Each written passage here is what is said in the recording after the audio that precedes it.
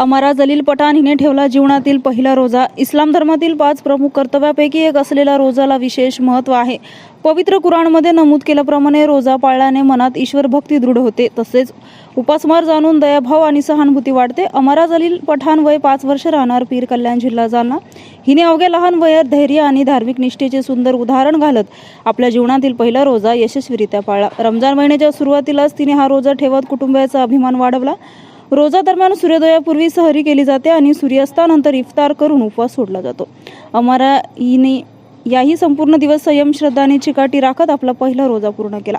या छोट्या वयात दाखवलेल्या तिच्या धार्मिक निष्ठा आणि समजूतदारपणामुळे कुटुंबासह परिसरातील नागरिकांकडून व नातेवाईकांकडून तिचे कौतुक होत आहे। तिचा हा पहिला रोजा तिच्या आयुष्यातील अविस्मरणीय क्षण ठरला आहे।